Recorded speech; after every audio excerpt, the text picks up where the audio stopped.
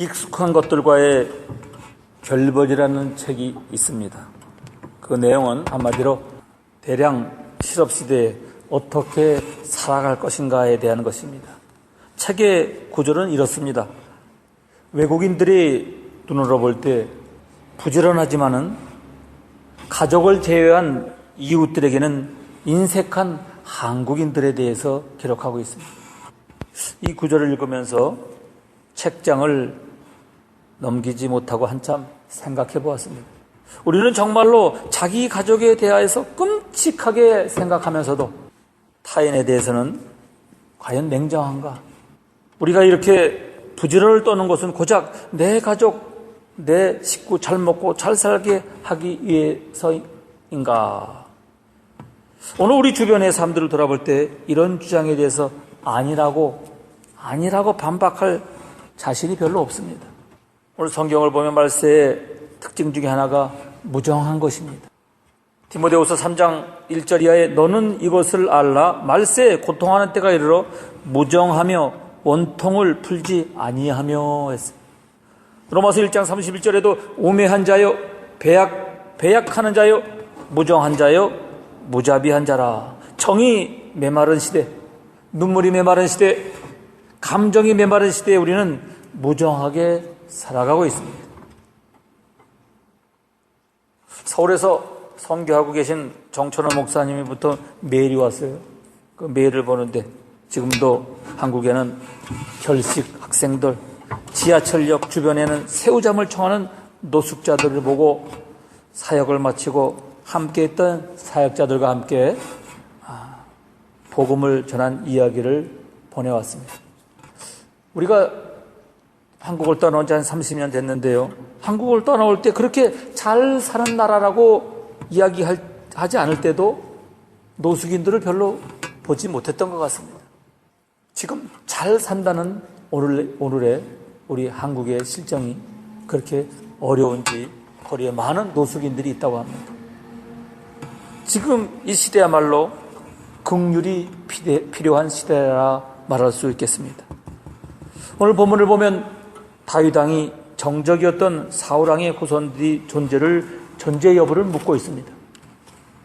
그것은 다윗 왕이 사울 왕의 아들 요나단과의 약속을 마음에 간직하고 있었기 때문입니다. 1절을 보니까 다윗이 이르되 사울의 집에 아직도 남은 사람이 있느냐? 내가 요나단으로 말미암아 그 사람에게 은총을 베풀리라 하니라 했습니다. 요나단과 다윗 왕은 어떤 약속을 했습니까? 그 내용이 사무엘상 20장의 내용입니다. 그들은 서로 반대편에 서 있는 입장이었지만 서로를 위해 축복하는 사이였습니다. 요나단이 다윗에게 한 말을 보면 사무엘상 20장 15절 이하에 여호와께서 너 다윗의 대적들을 지면에서 다 끌어버린 때에 너는 내 인자함을 내 집에 영원히 끊어버리지 말라 하고 이에 요나단이 다윗의 집과 언약하기를 여호와께서는 다윗의 대적들을 치실지어다 하니라 했습니다. 다윗 왕은 요나단과의 약속을 생각하고 은총을 베풀리라고 말했지만 듣는 사람은 그 말을 곧이곧대로 들을 수가 없었습니다. 그래서 사울 왕의 가문과 관계가 있는 시바라는 사람이 이렇게 대답을 합니다. 3절에 시바가 왕께 아뢰되 요나단의 아들 하나가 있는데 다리 저는 진이다 하니라. 여러분, 이 대답에서 여러분은 어떤 느낌을 받습니까? 이 사람은 장애인이기 때문에 결코 다윗 왕의 적수가 될 수 없습니다. 따라서 다윗 왕은 이 사람을 전혀 염두에 두지 않아도 됩니다. 라는 설명을 애써 하려 한다는 느낌을 받지 않나요? 다윗 왕의 보복에 대한 두려움을 행간에서 읽을 수가 있습니다. 아무리 태평성대를 할지라도 정적은 있게 마련이고 그것은 상황에 따라 불안 요소가 될 수가 있습니다. 옛 왕조 시대를 봐도 그렇고 지금 정치 세계를 보아도 다른 게 하나도 없습니다. 사울왕의 손자 무비보셋은 장애인이지만 사울왕과의 후손으로서 장래에 큰 정치적인 화군이 될 수도 있습니다. 따라서 듣는 사람에 따라 다윗 왕이 그런 요소를 사전에 제거하려고 한다는 생각을 할 수 있습니다. 그러나 다윗 왕의 본심은 그렇지가 않았습니다. 7절에 다윗이 그에게 이르되 무서워하지 말라. 내가 반드시 내 아버지 요나단으로 말미암아 내게 은총을 베풀리라. 내가 내 할아버지 사울의 모든 밭을 다 내게 도로 주겠고 또 너는 항상 내 상에서 떡을 먹으리라 하니라고 하고 있습니다. 다윗 왕은 몰수된 사울 왕의 모든 재산을 그의 손자 무비보셋에게 상속시켜줍니다. 다윗은 무비보셋을 항상 자기 식탁에서 먹게 하므로 아들처럼 대우해 줍니다. 다윗 왕은 정적을 쌓아 안습니다. 우리는 여기서 다윗 왕의 긍휼의 마음을 보게 됩니다. 본문 사무엘하 9장에서는 은총을 베풀이라는 표현을 반복함으로써 우리에게 메시지를 좀 던져주고 있습니다. 1절에 그 사람에게 은총을 베풀리라 하니라. 또 3절에 가서도 내가 그 사람에게 하나님의 은총을 베풀고자 하노라 하고 있습니다. 그런가 하면 7절에 가서도 내가 반드시 내 아버지 요단으로 말미암아 내게 은총을 베풀리라. 그 메시지란 긍휼히 여기는 자는 긍휼히 여김을 받는다는 것입니다. 신약성경 산상수훈에 보면 예수님께서 긍휼에 대한 교훈을 하셨습니다. 마태복음 5장 7절에 긍휼히 여기는 자는 복이 있나니 저희가 긍휼히 여기를 받을 것이라고 말하고 있습니다. 긍휼이 무엇입니까? 긍휼이 비참한 상태에 있는 사람을 불쌍히 여기는 것. 히라보로 엘레에모네스라고 하는데 비참한 상태에 있는 사람을 불쌍히 여기는 것이라는 거예요. 한글 사전에 보니까 불쌍히 여김이라 풀어놓았어요. 그러면 어떻게 긍휼을 베풀까요? 받는 자의 입장을 이해하고 베풀자는 것입니다. 아무리 좋은 것이라도 상대방의 입장을 헤아리지 못하고 베풀면 오히려 그것으로 상대방에게 상처를 주고 모욕감을 주고 괴로움을 느낄 수가 있다는 것입니다. 두 종류의 긍휼이 있습니다. 동정, 윗자리에서 아랫자리에 있는 사람을 불쌍히 여기는 것을 말합니다. 이때는 감정이 위에서 아래로 내려가기만 하면 됩니다. 베푼 자의 입장만 생각하는 것을 말합니다. 공감이 있습니다. 아랫자리로 내려와서 같은 자리에서 불쌍히 여기는 것을 말합니다. 감정이 공감되어 서로 왔다 갔다 합니다. 받은 자의 입장을 이해하고 그 마음을 헤아리는 것을 말하는 것입니다. 예를 들어 성탄절이나 무슨 날에 고아원이나 정말로 힘들고 어려운 곳을 방문하여서 위무품을 앞에 놓고 함께 사진을 찍는 경우가 있어요. 그것은 긍휼이면 분명하지만은 고아원생들은요, 고아원들의 자존심을 전혀 배려하지 않은 행동일 수도 있습니다. 이런 것을 동정한다고 합니다. 동정은 감동을 주지 못합니다. 고아원에 관하여 쓴 책을 보면요, 고아원생들이 제일 싫어하는 것이 위문품을 앞에 놓고 사진 찍는 거랍니다. 그래서 그들은 서로 입을 삐죽거리면서 야, 사진 박아주러 하자라고 말한다는 것이죠. 그러나 평상시 고아원을 자주 방문해서 그들과 친구가 되어서 함께 놀아주고 그들의 얘기를 들어주면서 같이 울고 웃고 하면서 생활했던 사람들은 그것은 공감이 되는 것입니다. 공감은 감동을 줍니다. 그 사람의 마음을 울립니다. 예수님이 이 땅에 오심을 보십시오. 우리가 왜 예수님을 그렇게 좋아합니까? 속이 상하다가도 예수님을 생각하면 마음에 평안이 옵니다. 그것은 예수님이 우리의 삶의 자리인 낮은 자리에 내려오셨기 때문이 아니겠습니까? 만일 예수님께서 저 높은 곳에서 우리에게 사는 모습을 보시고 야단이나 치시고 책망이 나시다면은 저는 예수님에 대해 그렇게 크게 매력을 느끼지 못했을 것입니다. 그러나 예수님은 우리의 삶의 자리에 오셔서 일찍 여인 아버지 대신에 가족을 거느려 보셨고 사랑하는 제자의 배신을 받아보았고 채찍도 맞아보셨고 문둥병자의 손도 잡아주셨고 눈물도 흘려주셨고 백성들의 할 일 없는 삶에 답답해하기도 하셨고 마지막에는 죽음의 공포도 겪으셨어요. 복음서를 읽으라면 그냥 생각이 통하고 말이 통하고 삶이 통합니다. 공감이 된단 말입니다. 그래서 우리는 주님을 사랑합니다. 그러므로 진정한 긍휼을 받는 자의 입장을 헤아리고 베푸는 것입니다. 즉각적으로 베풀자는 것입니다. 야고보 1장 22절에 너희는 말씀에 행하는 자가 되고 듣기만 하여 자신의 속이는 자가 되지 말라는 말씀이 있습니다. 이 말은 도를 행하지 않는다는 말이 아닙니다. 어떻게 주님을 따르는 사람들이 주님의 말씀을 따르지 않겠다고 거부할 수가 있겠습니까? 다만 그 도를 나중에 따르겠다고 미루는 것을 의미합니다. 나중에 하겠다. 정신적인 여유가 있을 때 하겠다. 아이들이 다 크면 하겠다. 집이라도 장만한 다음에 하겠다. 이런 이유로 긍휼을 베푸는 것을 미루지 말라는 말씀입니다. 목회를 하면서 장례식에 참여할 기회가 많습니다. 부모님들이 돌아가실 때 가장 많이 슬피 우는 자식은요, 불효한 자식일 경우가 많더라고요. 부모님의 속을 지긋지긋하게 많이 썩인 자식들, 가출했다가 부모님의 사망 소식을 듣고 온 자식이거나, 아무튼 살았을 때 효도 못한 자식이 후회하면서 슬피 우는 경우가 많더라고요. 효도도 마찬가지입니다. 부모님이 살아계실 때 전화도 자주 드리고 용돈도 좀 드리고 좋아하는 것도 좀 사드리고 해야지. 그래야 효자지. 오늘 내일 미루다가 차일피일 미루다가 부모님 돌아가신 다음에 울면 그게 무슨 소용이 있냐는 것입니다. 늙어 힘없어 외로울 때 이 자식이 이제 나올까 저제 나올까 기다리는 부모를 생각해 보십시오. 믿지 않는 집안에서 시집간 어느 며느리가 제사 때문에 많은 신앙적인 갈등을 겪게 됐다고 합니다. 어떻게 하면 이 어려운 문제를 덕스럽게 해결할 수 있을까 기도하면서 성경을 읽다가 로마서 12장 1절을 보았대요. 그러므로 형제들아 내가 내 아버님의 하나님의 모든 자비하심으로 너희를 권하노니 너희 몸을 하나님이 기뻐하시는 거룩한 산 제물로 드리라. 이는 너희가 드릴 영적 예배니라. 이 말씀을 봤어요.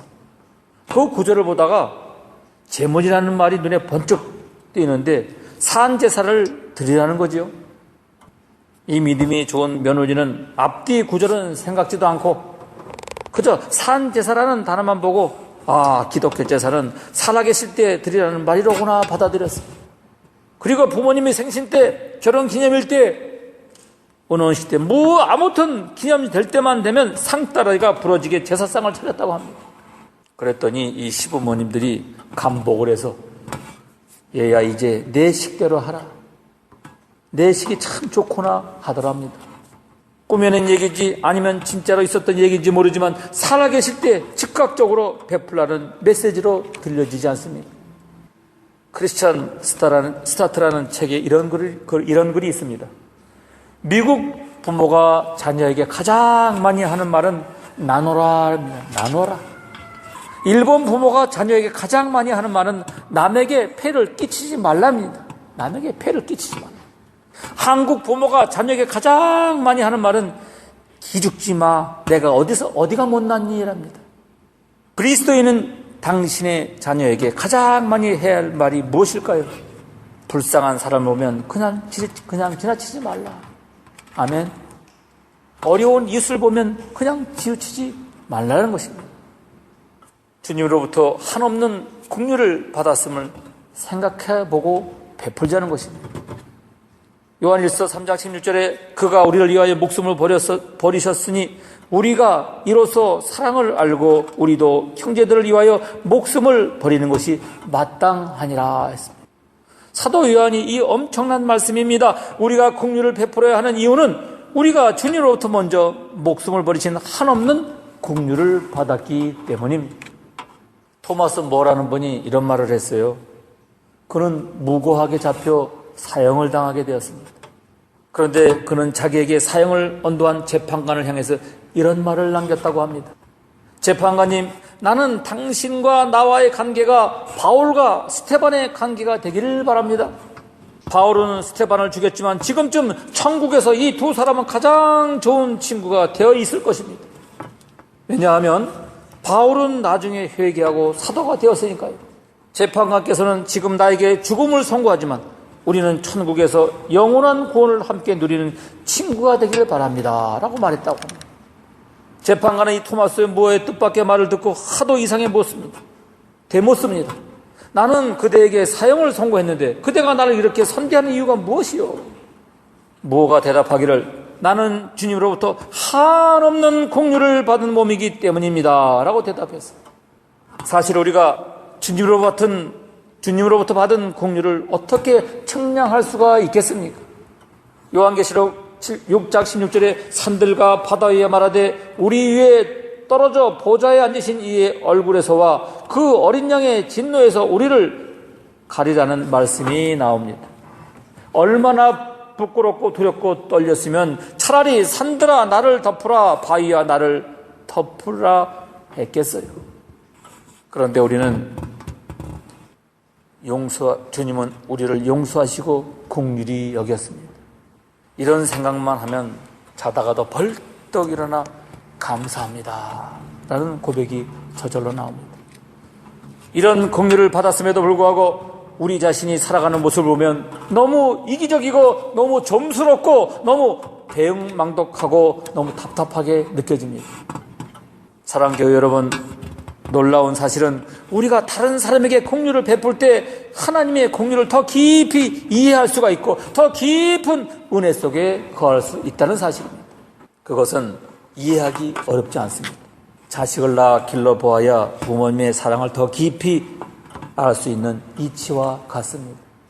우리가 매년 어버이 주일이 되면 부모님의 은혜라는 노래를 부르는데 그때 보면 알잖아요.